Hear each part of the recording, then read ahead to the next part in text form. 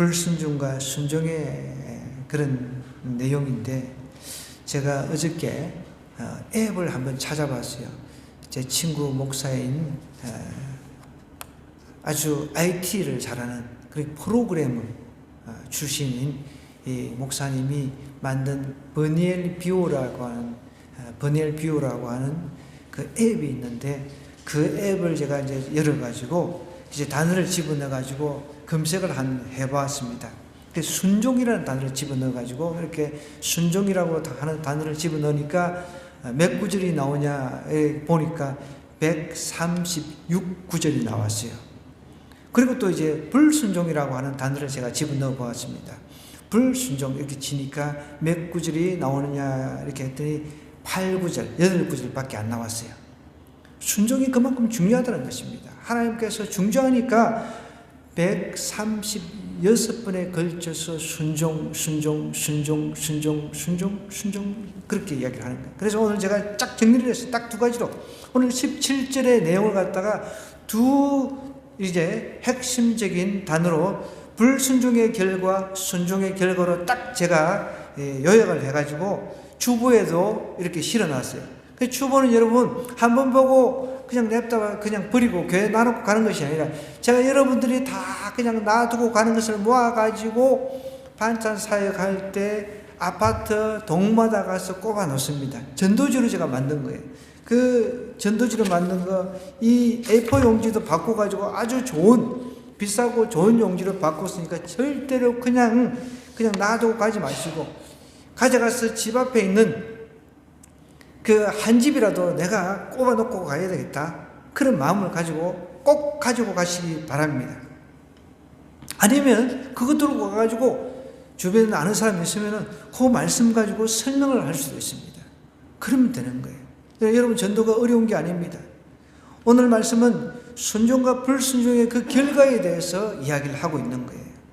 지금 이 신명기 11장의 이야기는 모세가 가나안 땅, 앞으로 하나님께서 약속하신 땅, 그 목전에서 이제 마지막 고별 설교에, 어떻게 보면 고별 설교라고 하는 것은 유언입니다. 유언.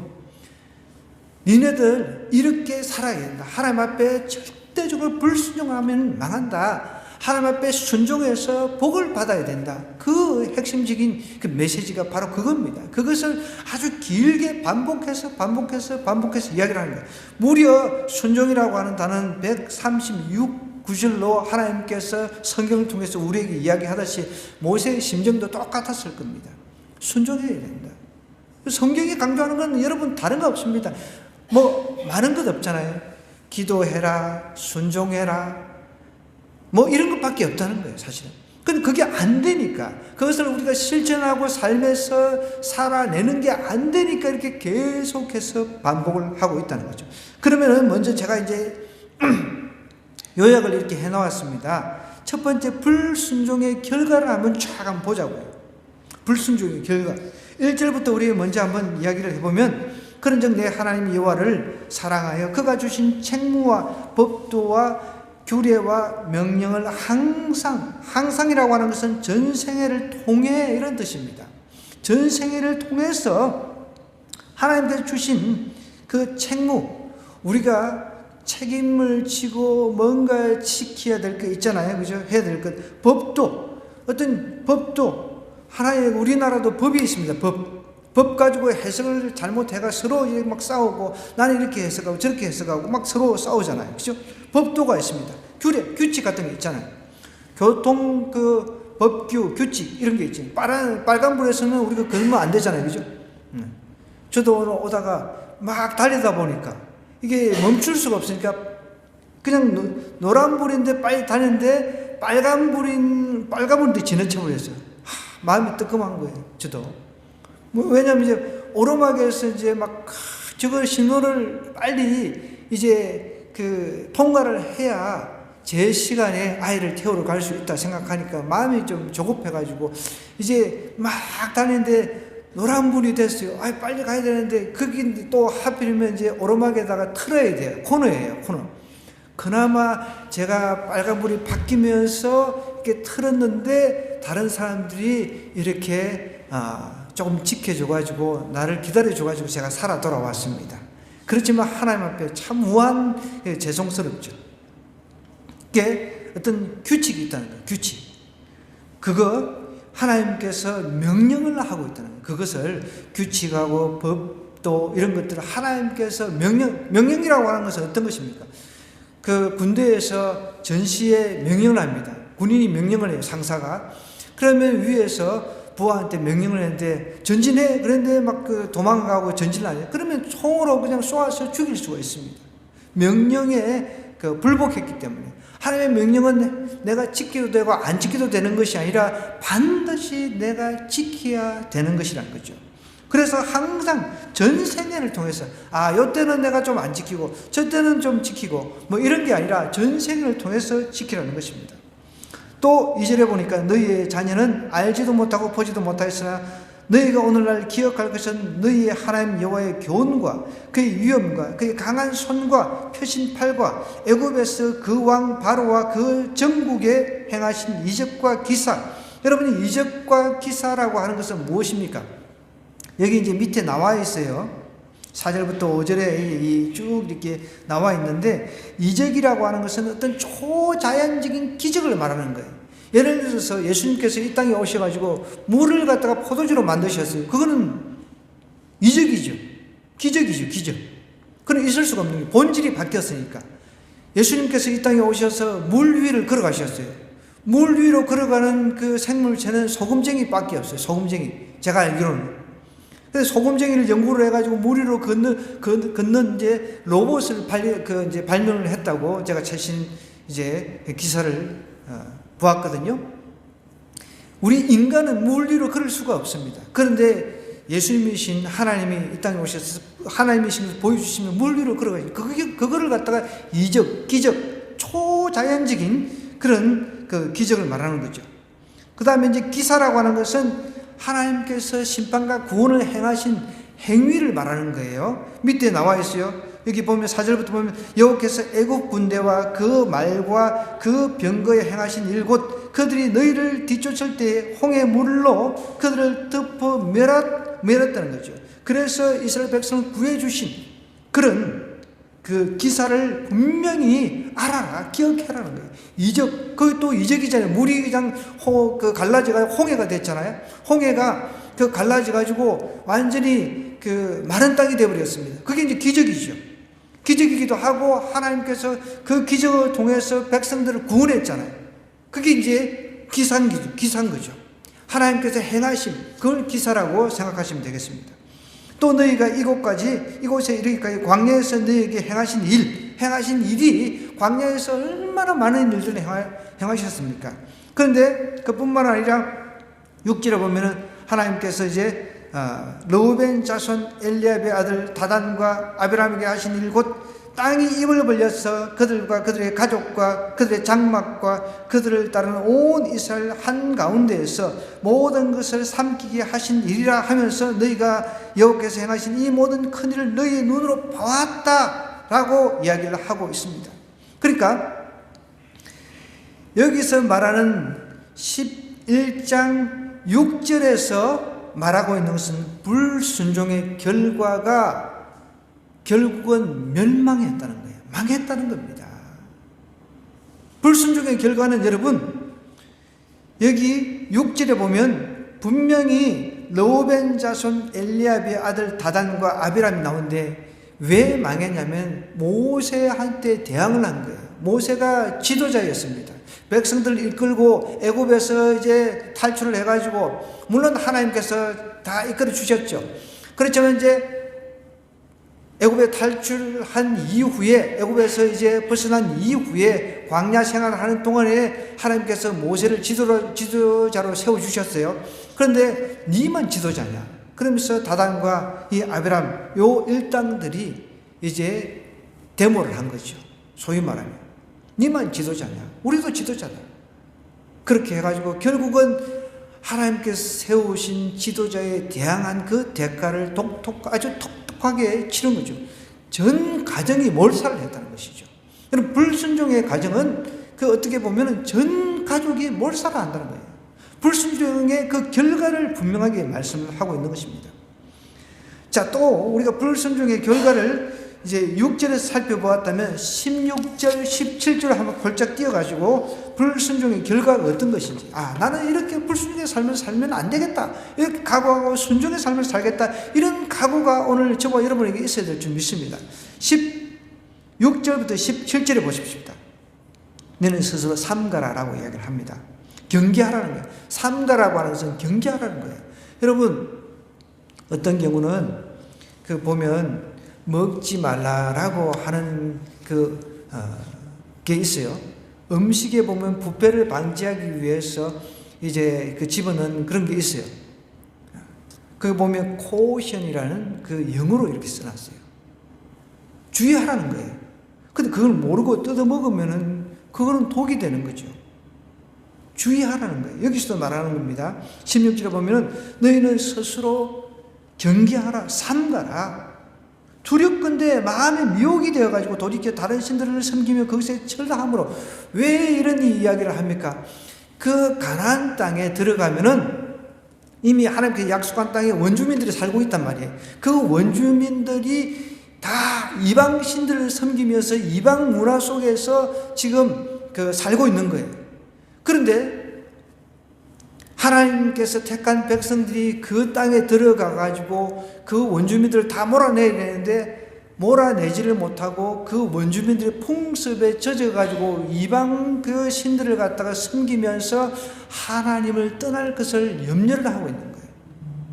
그러니까 미리 이제 삼가라, 조심해라, 경계해라. 니네들이 이방 신을 섬겨서 하나님을 떠날 수가 있기 때문에 그거 절대적으로 하면 안 된다. 그런데 결국은 나중에 절대적으로 그걸 해가지고 이제 미래 이야기지만, 여기서 미래 이야기지만, 나중에 북쪽 이스라엘은 아수르라고 하는 그 당시 강대국에 멸망을 하고, 남쪽 유다는 그래도 경건한 사람들이 좀 있었어요. 경건한 왕들이 있어가지고 조금 한 150년 정도 조금 더 길게 간 거예요. 여러분, 결국 성경이 말하고 있는 것은 불순종에 살면 멸망한다는 겁니다. 여러분, 불순종에 살면 나만 멸망하는 것이 아니라 나의 가족도 멸망한다는 거예요. 그걸 지금 이야기를 하고 있는 겁니다. 그래서 나는 불순종에 살면 안 되겠구나, 내 가족 전체가 멸망할 수 있겠구나, 그런 생각을 좀 해야 된다는 거죠. 그래서 저도 자녀들을 가르칠 때 그런 이야기를 합니다. 우리 집안에는 예수님을 안 믿으면 같이 살 수 없다고 제가 아예 대놓고 이야기를 합니다. 여러분, 우리 자녀들도 이제 인격자를 해가지고, 그래, 네가 원하는 그 신을 믿어, 네가 원하는 종교를 가져, 이렇게 이야기하는 사람들도 주변에 많이 있습니다. 존중한다는 거예요. 여러분, 그게 존중하는 게 아니에요. 전체가 멸망할 수가 있다는 것이죠. 여러분 보십시오. 우리 냉정하게 생각해야 된다는 거예요. 노아의 방주에 탄 사람은 8명밖에 없습니다. 산 사람은 8명밖에 없다는 거예요. 그 당시에. 냉정해야 되는 거예요.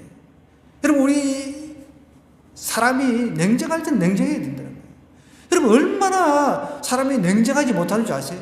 노아 입장에서 하나님께서 문을 닫지 않았으면, 문을, 만약에 그 방주 만든 문을 갖다가 이제 하나님께서 창문을 다 없애버렸잖아요. 위에만 있잖아요. 위에만. 창문이 열 수 있어가지고 살려달라고 노아, 좀 아는지 않은 사람이 있을 거 아니에요.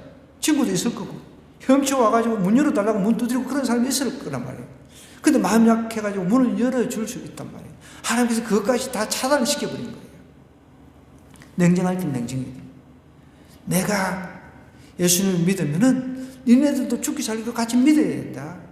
다른 거 바라보지 말고 죽기 살고 예수님을 믿어야 된다. 이렇게 강조를 해야 된다는 거죠. 철저하게. 보십시오. 여기 16절, 17절에 보니까 여호와께서 너에게 진노한다 그랬습니다. 다른 신을 믿으면 어떻게 한다고? 하나님께서 진노한다는 거예요. 여러분, 그걸 아셔야 된다는 거예요.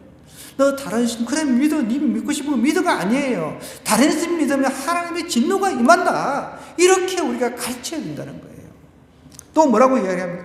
하늘을 닫아가지고 뭐를 한다고요? 비를 내리지 않게 하신다고 했습니다. 최근에 강릉에 단비가 왔다는 기쁜 소식이 있었죠. 제가 그 기사를 보는데 그 기사 밑에 이렇게 달렸어요. 어떻게 달렸냐면, 그 최근에 여러분들 뉴스를 통해서 보셨을 것입니다. 기후제 지냈잖아요. 기후제를 지낸 덕이다 라고 이렇게 댓글을 누가 달아놨어요. 여러분, 기후제를 지내가지고, 기후제, 그 뉴스에 나온 거 보니 기후제를 지내면서 뭐라고 하냐면, 산신령에게 기후제를 지낸다는 거예요.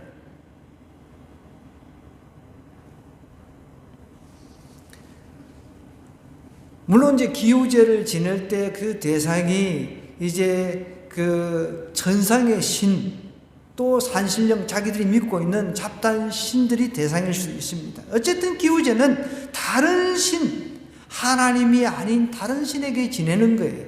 그런데 그 기후제의 효과를 내서 비가 왔다라고 이렇게 댓글을 달아놨어요. 여러분, 비를 주관하시는 분은, 천지를 주관하시는 분은 하나님입니다. 그걸 우리가 아셔야 된다는 거예요. 다른 신을 섬기면 하나님께서 진노한다는 거예요. 멸망한다는 거예요. 그것을 우리가 철저하게 알아야 된다라고 모세가 지금 가나안 땅에 들어가기 전에 이제 백성들을 모아놓고 이렇게 설교를 하는 겁니다. 너희에게 진노하사 하늘을 닫아 비를 내리지 아니한다는 겁니다. 비를 내리고 안 내리고 하나님의 주권에 달려있다는 것이죠. 여러분, 기후제가 아니라 그 강릉의 기독교인들이 얼마나 기도했겠습니까? 저는 하나님께서 그 기도에 응답하셨다고 믿습니다.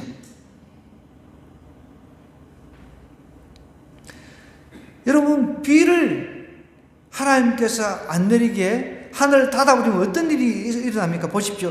땅이 소산을 내지 않습니다. 어떻게 농사를 지어가지고 그 열매를 기대를 하겠습니까? 너희가 여호와께서 주신 아름다운 땅에서 뭘 한다고요? 속히, 그것도 속히라는 표현을 쓰고 있습니다. 속히 멸망한다. 여러분, 나는 뭐 이렇게 하나님 안 믿어도 멸망 안 해. 그거는 여러분 몇십 년, 꼴랑 뭐 한 80년, 100년도 못 사는 그 기간 동안에 이야기하는 거죠. 성경은 영원이라고 하는 시간 개념을 이야기를 하고 있습니다.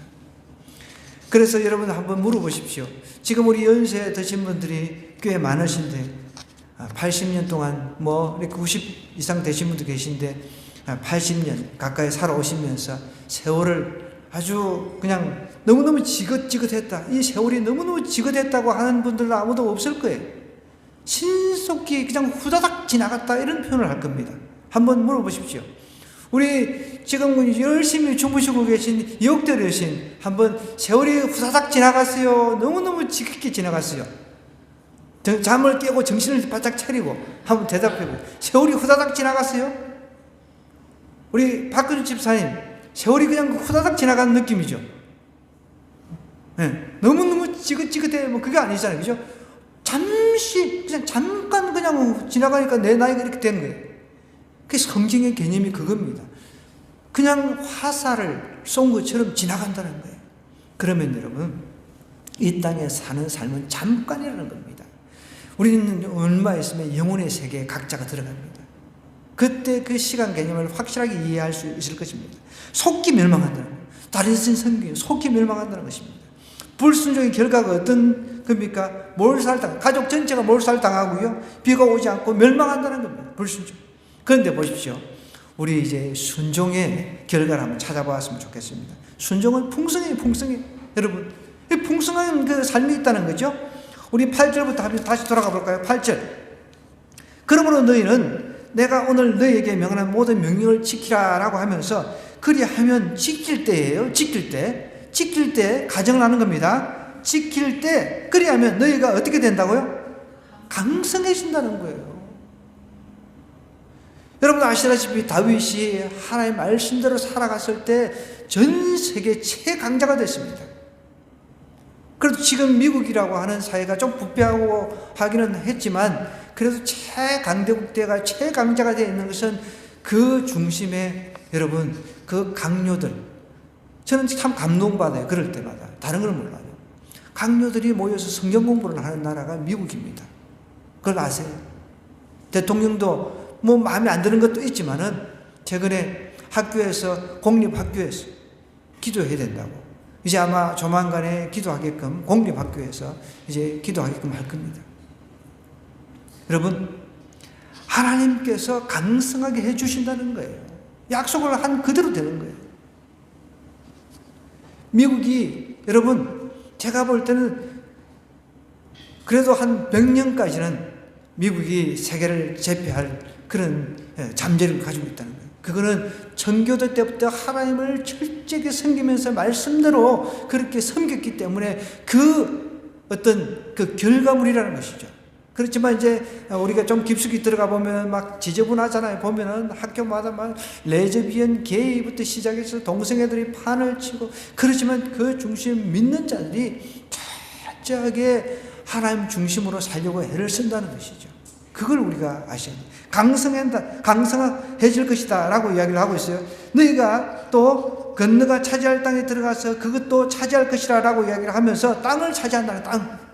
여러분, 하나님 말씀을 순종하는 사람에게 땅도 차지하게 해주신다는 거예요. 저도 예전에 간증을 들었는데 어떤 목사님의 간증이에요. 이분이 이제 막 가난하고 힘들어가지고 막 기도하고 막 항상 금식하고 막 기도하고 그러신 분이에요. 그런데 이제 교회를 이제 개척해서 하는데 어떤 집사님이 이제 집을 살려고 하는데 그 목사님이 기도 중에 그 집사님한테 이제 그 집을 사기를 이제 건면을 했던 거예요. 그 집을 샀는데, 그 말도 집을 샀는데 집이 그냥 막 몇십 배가 뻥튀기 돼버린 거예요. 그러니 그 집사님이 갑자기 부자가 되고 가만히 있겠어요. 그래서 그 목사님이 자랑하더라고요. 그 BMW 740을 타고 다닌다고 자랑하길래 나도 그런 일이 있으려나 기대를 하는데 해봅니다. 여러분, 하나님께서 하나님을 순종하고 하나님 말씀에 순종하는 사람에게 강성하게 해주신다는, 땅을 차지하게 해주신다는 거예요. 또 뿐만 아닙니다. 여기 보십시오. 계속해서 이제 이야기를 하고 있습니다. 내가 들어가 10절에 보면 차지하려 하는 땅은 내가 나온 애굽 땅하고 같지 않다는 거예요. 거기에서는 너희가 파종한 후에 발로 물대기를 세소밭의 댐과 같이 하였거니와 너희가 건너가서 차지할 땅은 산과 골짜기가 있어서 하늘에서 내리는 비를 흡수하는 땅이요, 내 하나님 여호와께서 돌봐주시는 땅이라. 연초부터 연말까지 내 하나님 여호와의 눈이 항상 그 위에 있는 게 무슨 말입니까? 애굽 땅은 여러분, 애굽 강이 있잖아요. 강이 있어가지고 강물을 통해가지고 이제 비옥한 그 이제 그 땅이 돼가지고 농사를 잘 지어가지고, 여러분 이제 그 애굽 시대에 요셉 시대 때 애굽에서 막 땅에서 막 엄청난 소산이 나가지고 7년 동안 풍년이 들어가지고 이제 곡물을 갖다 저장하는 그런 이야기 나오잖아요, 그죠? 그러니까 애굽은 그렇게 이제 농사를 지어가지고 풍성해져서 많은 사람들이 먹고 살았단 말이에요. 근데 그 애굽 땅은 특성이 있어요. 그 물을 끌어서 이제 농사를 지어야 되니까 여기서 발로 물대기를 채소밭과 댐과 같이 했다라고 하는 것은, 그러니까 그 물을 갖다가 이제 끌어올리는 이 작업이 만만치 않은 작업인 거죠. 그 요즘에는 이제 기계가 이렇게 하는데, 그때 당시만 해도 기계가 없었잖아요. 그러니까 뭘 만들어가지고 발로 저어가지고 물을 끌어올리는, 힘들게 끌어올리는 과정이 있어야만 했다는 거죠. 그런데 앞으로 들어갈 땅은 그런 땅이 아니에요. 평지가 아니란 말이에요. 평지는. 근데 산골짜기하고 이제 계곡, 여기 보면은 산과 골짜기가 있어가지고 물을 끌어올 수도 없습니다. 그러니까 오직 하늘에서 오는 비에 의존하는 거죠. 그러면은 여러분, 우리가 한번 생각해 보자는 거죠. 발로 저어가지고 물을 갖다가 끌어올려가지고 농사 짓는 게 편할까요? 하나님께서 비를 내려주셔서 농사 짓는 게 편할까요? 후자다. 손 들어보세요. 자, 후자. 그 전자다. 이것도 저것도 아니고 나는 잠을 자고 있었다는 거예요? 그러면 이것도 저것도 그냥 뭐 전자와 후자밖에 없는데 손도 아무도 안 드는 분은 도대체 무엇입니까? 여러분, 전자가 더 힘들죠. 후자는 그냥 하나님이 비를 내려주시면 농사 짓는데 그냥 아무 문제가 없습니다. 즉 그 이야기를 하는 거예요. 너희가 건너가서 차지할 땅은 산과 골짜기가 있어 하늘에서 내리는 비를 흡수하는 땅이라는 거예요. 그냥 하나님께서 비를 주시면 되는 거예요. 그냥 농사 짓는 거예요. 그렇다고 수고를 안 하는 건 아니지만 애굽의 땅은 발로 저어가지고 뭐 풍차 같은 걸 만들어가지고 물을 끌어올려가지고 농사를 지어야 되니까 엄청나게 수고를 해야 된다는 거예요. 그런데 앞으로 차지할 땅은 하나님께서 때에 맞게끔 비를 내려주시기 때문에 그럴 걱정을 할 그런 수고를 할 필요가 없다는 것입니다. 여러분, 강릉에 비가 안 와가지고 제가 뉴스를 보는데 참 안타까운 것은 식당도 문을 닫는 거예요. 비가 안 오니까. 다행히 우리 홍 집사님 친정 어머니는 큰 비 때 비가 안 와도 어려움이 없이 이렇게 잘 지내고 계신다는 이야기를 들었습니다. 그러니까 비가 안 오면 여러분 모든 것에 영향을 받게 되어 있다는 거예요. 장사조차도 여러분 설거지를 해야 되잖아요. 설거지할 물이 없으니까 그러니까 장사를 할 수가 없는 거죠. 문을 닫는다고 딱 뉴스에 나오더라고요. 그런데 하나님께서 때에 맞게 비를 주신다는 거예요. 보십시오. 이게 보면은 12절 보면 내 하나님 여호와께서 돌봐 주시는 땅이라 연초부터 연말까지 내 하나님 여호와의 눈이 항상 그 위에 있다 하면서 하나님께 돌봐 주신다는 거예요. 13절에서 보면 내가 오늘 너희에게 명한 내 명령을 너희가 만일 청종하고 너희 하나님 여호와를 사랑하여 마음을 다하고 뜻을 다하여 우리가 찬송을 했습니다. 마음을 다하고 뜻이라고 하는 것은 내 영혼이라고 했습니다. 영혼을 다하여 섬기면 힘껏 섬기면 여호와께서 14절입니다. 네 땅에 어떤 비요? 이른 비, 늦은 비를 적당한 때에 하나님께서 주시겠다는 거예요. 이게 이른 비는 무슨 뜻입니까? 우리나라하고 저기 이스라엘하고 이렇게 좀 틀려요. 반대로 생각하셔야 돼요. 여기서 말하는 이른 비는 원래 이제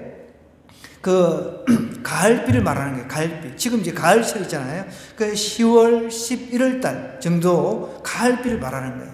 이런 이른 비. 그 다음에 이제 늦은 비는 봄비인데, 우리가 말하는 이제 봄비인데, 늦은 비는 3, 4월이에요. 그러니까 우리하고 반대가 되는 거죠. 우리는 이른 비가 가을비죠. 가을비. 그런데 늦은 비. 우리는 봄에 추수를 하잖아요. 봄에 이제, 저도 헷갈리는데, 봄에 씨를 뿌려가지고, 이제 가을에 추수를 하잖아요. 이 나라 사람들은 틀려요. 저도 가보지는 않았는데 언젠가는 가보겠지만 이 이른비라고 하는 것이 10월 11월 달에 이제 내리니까 우리로 치면 이때 이제 추수를 이제 위에서 씨를 뿌리는 거예요. 이때. 그런데 거두드리는 것은 반대로 봄에 3, 4월에 거두드리니까 추수를 하기 전에 내리는 비가 더 중요하대요. 왜? 알곡이 잘 맺혀야 되니까. 그 비가 내려줘야 되니까. 그래야 이제 열매도 잘 아물고 할 수 있다는 거죠. 그러니까 늦은 비가 더 중요하다는 거예요. 늦은 비가. 이른 비보다. 그래서 적당한 때에 내리신다는 거예요. 하나님께서 우리에게 비가 필요하니까 적당한 때에 내려주시니까 우리는 걱정 없이 농사 짓고 수확하고 할 수 있다는 거예요. 그게 편하잖아요. 그러니까 우리는 여러분 땅을 바라보고 사는 사람들은 발로 수고할 수밖에 없습니다. 우리는 하늘을 바라봐야 돼요. 자, 우리 옆 사람한테 우리는 하늘을 바라봅시다. 하늘을 바라보고 우리는 하나님을 바라보면 돼요. 그게 쉽다는 거예요.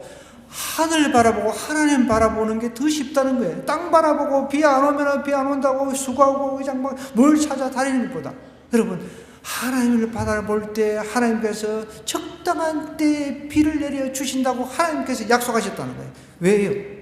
우리가 하나님 말씀을 청종만 하면 따르기만 하면 그뿐만 아닙니다. 풍성한 삶을 약속하셨습니다. 보십시오. 곡식과 포도주와 기름을 얻는다고 그랬죠. 씨를 뿌려가지고 열매를 그렇게 맺을 수 있는데 만약 비가 안 오면 다 깐북이 여러분도 보셨을 거예요. 비가 안 와가지고 그 과일 작물도 그냥 병충해가 들어가지고 깐북이부터 시작해서 저도 어릴 때 이제 농사 짓는 것을 보았기 때문에 막 타작하기 전에 나락도 마찬가지입니다. 벼도 마찬가지예요. 병이 들어가지고 이렇게 만져보면 알맹이도 없고 그런 병들이 다 들은 거예요. 그런데 하나님께서 포도주와 곡식과 기름을 갖다가 얻게 해주신다고 하면서 또 가축을 위해서도 들에 풀이 나게 하시니 여러분 풀도 다 말라버리면 뜯어먹을 게 없잖아요. 제가 17단지 가끔 자전거 타고 이제 한 번씩 가서 토끼 지킴이니까 토끼를 찍어가지고 이제 가족 채팅방에 올리기도 하는데 오늘도 우리 유집사님 보여주었어요.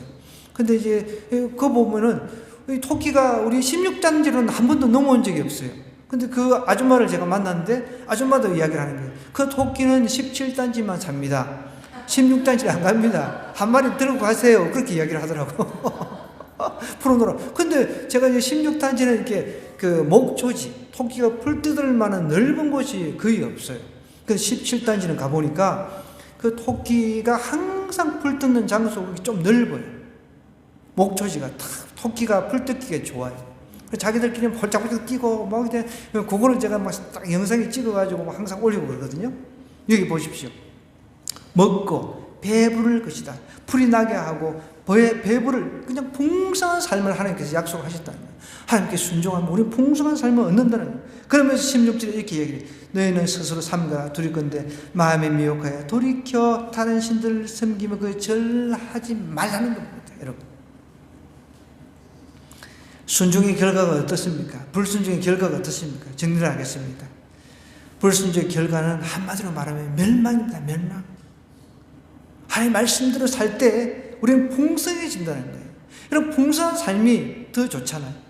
저도 어제 우리 집에 있는 거 뭐 다 집사람이 향수하고 뭐 선물 받은 거, 그걸 뭐 저는 뭐 그 향수 같은 거 뿌리고 다니지 않습니다. 가끔씩 보면은 뭐 저기 주변에 이렇게 향수 뿌리고 다니는데 뭐 냄새는 좋아요. 근데 뭐 다 이렇게 뭐 모아놓은 거 그거 다 그 사모님한테 드리니까 너무 좋아하는 거예요. 집사님 챙겨 나가가지고 뭐 그걸 이렇게 풍성하게 받아가니까, 풍성하게 주니까 그 받는 사람도 너무 감사하다고 문자로 막 너무 땡큐 베리 마치 해가지고 막 너무 감사하다고 막 나한테 막 문자를 날리는데, 여러분 우리가 풍성하게 누군가에게 주었을 때 얼마나 기쁜지 몰라요. 주는 자가 기쁜 거예요. 주는 자가 받는 자보다 더 복이 있다 그랬습니다. 주는 기쁨이 있어야 돼요. 여러분, 순종의 결과는 풍성해진다는 것입니다. 딱 한마디로 말하면 그냥 그 불순종의 결과는 멸망이고, 순종하는 자의 결과는 풍성해진다는 거예요. 여러분 다른 거 기억하지 마시고 오늘 그것만 기억하시면 됩니다. 성경은 이렇게 이야기를 합니다. 예수님께서 이야기를 하셨어요. 나의 계명을 가지고 지키는 자라 하나님을 사랑하는 자라 그랬습니다. 나는 하나님을 사랑합니다 라고 하면서 하나님 말씀대로 살지 않아요. 그건 사랑하는 게 아니라는 거죠. 또 예수님께서 이렇게 이야기했어요. 너희가 나를 사랑하면 나의 계명을 지키리라.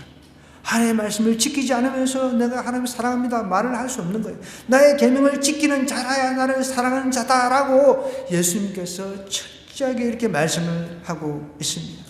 여러분, 순종의 결과를 더 원하지 않습니까? 이번 한 주간 정말 다른 거 생각하지 마시고 하나님, 제가 하나님 말씀대로 살아서 풍성한 삶을 한번 누리겠습니다. 저와 함께 동행해 달라고 우리 이 시간 주여 한번 외치고 기도했으면 좋겠습니다.